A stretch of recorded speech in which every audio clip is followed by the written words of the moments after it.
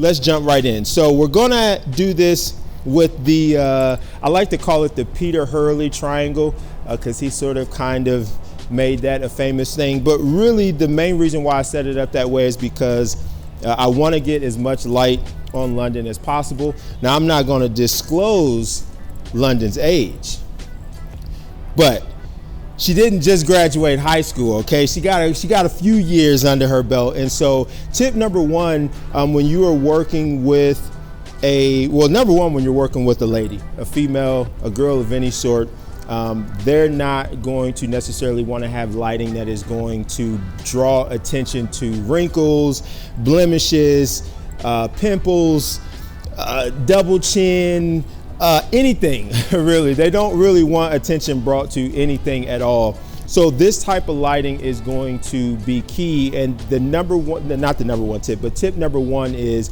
really understand your subject and pick a lighting that is going to make sense for the subject that you have. And really in that tip, I could even go even further to say everything that you do with headshots really needs to be thought out and specific to the person that you have in front of your camera. I know a lot of people will kind of do headshots exactly the same. They do their lighting the same, they use the same camera, they use the same lens, they use the same aperture, they use the same settings.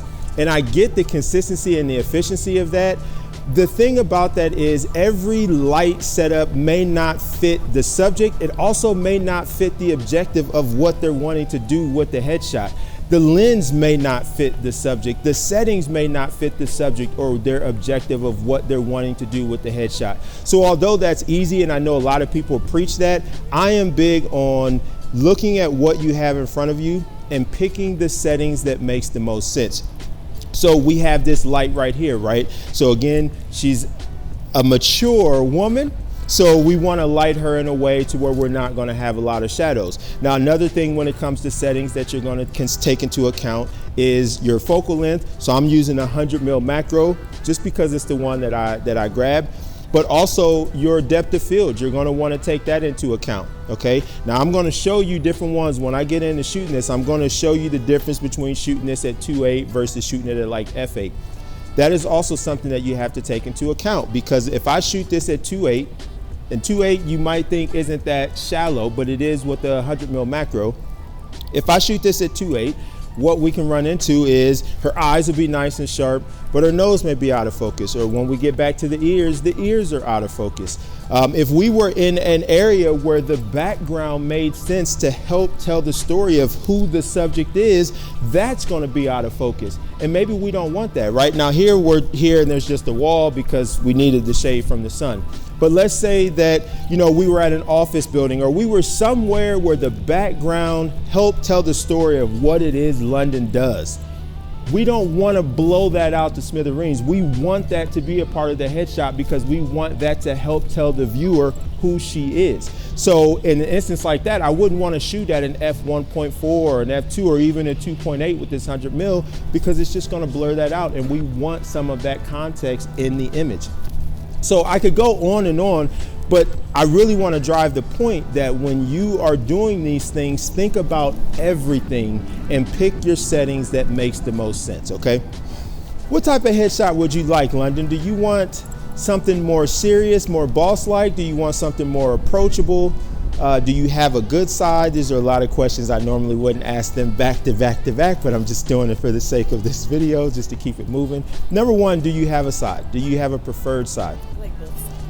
Both sides, okay? That should always be the answer. Anytime I talk to a model and they're like, oh, this side, no, both sides, you may not get to pick.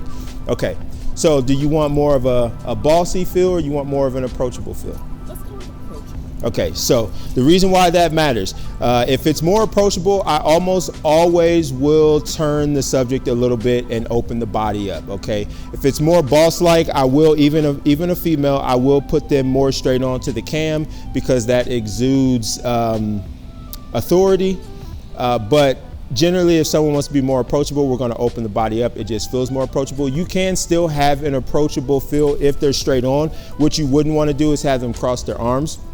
which she's not going to do for this because I got to be in nice and tight because I got to have these lights tight. So we're not really going to be able to get down low. But if you do want to have more of an approachable feel, if they want to be straight on, you can do that. Just don't have them cross the arms. Crossing the arms is always, it closes off the body. So that's always going to basically say, like, don't approach me. You stay over there.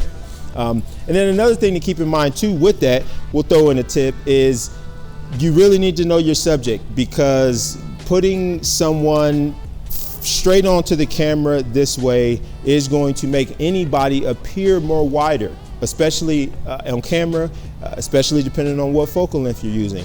So if you are dealing with someone that doesn't want to appear wider than they are, it's not going to be a good idea to put them straight onto the cam. Now, if you're just doing headshot, doesn't matter as much, but if you're doing like half body or 3/4, full body, something like that, definitely have to keep that in mind. If you have somebody that wants to appear more slim, you're going to want to rotate them, because when you rotate them, it just makes everything look smaller. Okay, so that is that tip. And then I had another tip, but it has already slipped my mind. What was the tip going to be? I don't know. I'm sure it'll come back to me. Okay, so let's have you. Yeah, I heard you the first time. All right, so let's have you rotate your feet to whichever way you want. Since you don't have a side, boom, that works. Okay, so what we have here, you're just gonna have your subject rotate their feet so that their body is more at an angle. What you want to be careful to not do is you don't want them to be rotated too much. Okay, so if I'm the camera this way, obviously we don't want their body facing this way and then they're looking over this way.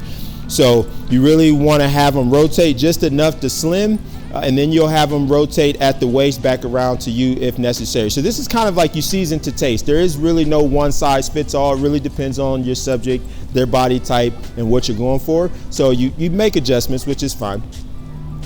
So okay, boom. Got you right there. That's good. So you want the hair in front or hair behind you? It makes sense. There is it. I mean, they both can make sense. It just depends on a look that you want.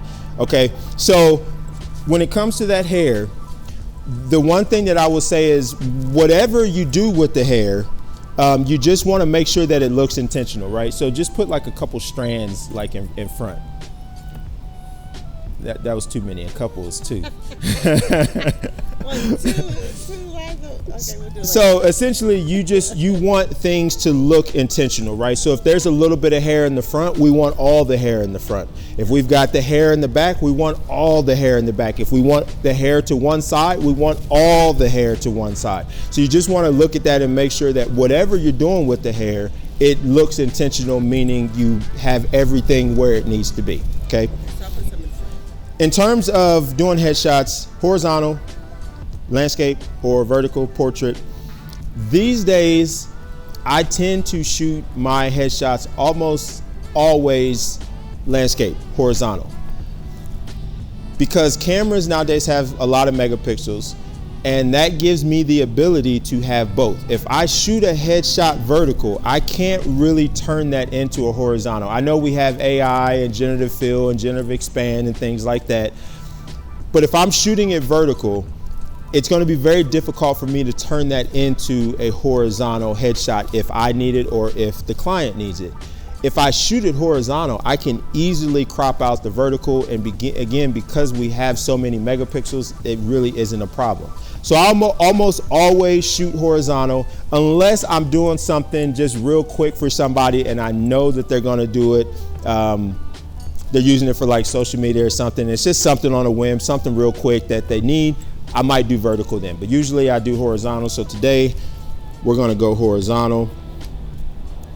So I am at 2/50th of a second, f2.8.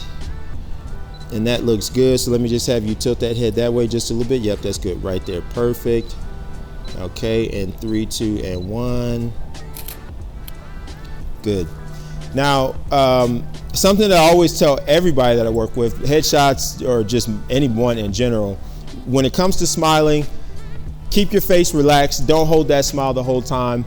Usually what I will have them do is I will take a shot and then I'll say relax your face, and then I'll say okay, 3, 2, 1, boom, they bring that smile back in. The longer somebody holds a smile, the more it's just going to look strained and not natural, unless they're just really good at holding smiles. Pageant people probably are really good at holding smiles forever, but most people aren't. So you don't have to hold that smile. I'll count you down, 3, 2, 1, and you can bring that smile in, and then boom, we go. Okay, so let's do that one more time. So this is going to be our base image. Straighten that head up just a little bit. Yep, right there, and then chin down just right there. Good. Yep. 3, 2, and 1. Smile for me. Perfect. Boom. Okay, so I got that on the screen so you can see what that looks like. So now we're going to turn on these lights. Now, because it is daytime, it's early morning, it's bright out here, we're in Vegas. These lights are going to be more or less just to give a pop of light. So you can see how it looks. That light is nice and flat because we're in a shaded area. So this is just going to give us a little bit of a pop of light. And then we could even play around with maybe turning one off to give a little bit of light on one side, a little bit of shadow. Maybe I'll do that here shortly in the video. We'll switch this up a little bit. So now we got that same settings and we're going in. Nope, you don't have to smile just yet.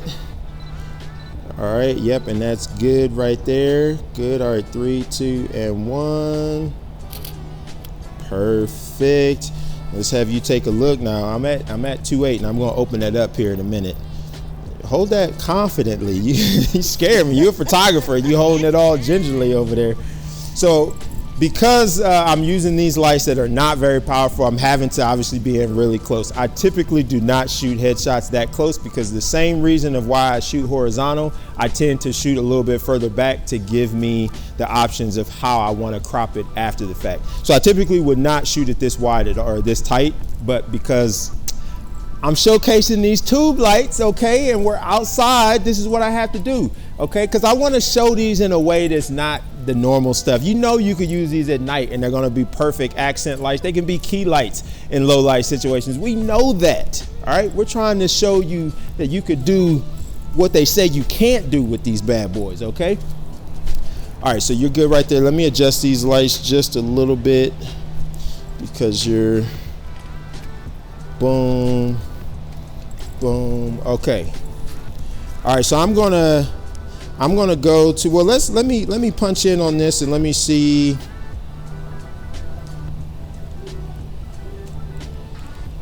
So the nose is good, but by the time we get to the ears fall off a little bit. And that's fine. That's not that's totally fine. But I'm gonna go up to, let's see. So I was at 2.8. So I'm gonna go 5.6, which is 2 stops. And then I am going to double that aperture, 2 stops as well. So we're gonna go up to 400. So that's gonna keep me at the same exposure. And then now we're gonna take that shot. And I'm gonna go ahead and bring the lights in there because I can get rid of those in post. Just so that way I don't have to be super tight on London because she probably didn't like that, knowing her. All right, so straighten that head up for me just a little bit. Yep, and then bring this chin around this way. Yep, and then straighten this head up this way. Nope, there you go, right there. Yep, and then chin down ever so right there. Perfect. Hold that. 3, 2, and 1. Good. 3, 2, 1. Nice. Then we're gonna keep it this way. 3, 2, 1. Let me give me one no smile. Just give me like a smirk of sort. Good. Yep. Straighten that head up for me just a little bit. You look right there. Yeah, perfect. And then chin down just a bit. Yeah, right there. Good. 3, 2, and 1. Good. Let's offset her just a little bit. 3, 2, 1. You trying to look all serious right there? What you doing? What we doing right there? Good. All right. What do you? So straight on to me. Straight on to me. Boom, boom, boom. Yep. There we go. Just like that. Okay, so what we're going to do with this, because we are a little tight because of our lights, I'm going to slightly shoot up. Now, you have to be careful, especially this close, because you don't want to be down too low. You don't want to shoot up someone's nose. But anytime you shoot up on a person, that's going to make them appear more powerful. In the same realm of if you shoot down on someone, it's going to make them seem a little bit more weaker. Weaker isn't the right word, but you get what I'm trying to say. So because I'm a little bit tight and I don't have the ability to really be able to frame this wide, I'm going to shoot up just a little bit, just to kind of show that she's boss level here. All right, so that is good right there. I really can't see. So there we go. Boom. Okay, so that works. That looks good right there. So let's tilt that head this way just a bit. Yep, good. And then bring that chin down for me just a hair. Yep, bring it down some more for me. Yep, good.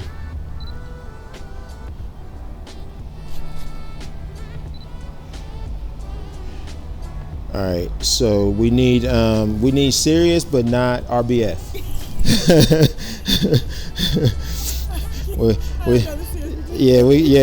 we gotta be careful with the RBF. No. So okay, so yeah, if you don't know like your serious face, you could smile no teeth, smile no teeth. Yep. Chin down for me a little bit more. Yep. Good. 3, 2, 1. Good.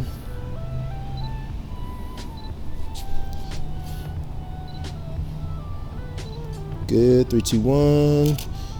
Good. Get a smile for me. 3, 2, 1. Perfect. Okay. Like the smile better. Yeah. So I think that's good. Oh yeah. You have to go grab your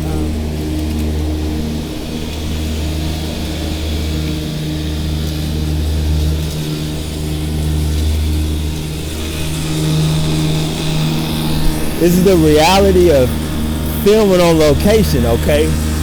We're doing good. Now my guy is cutting the grass. Let me go reposition my cam and put it in a different spot.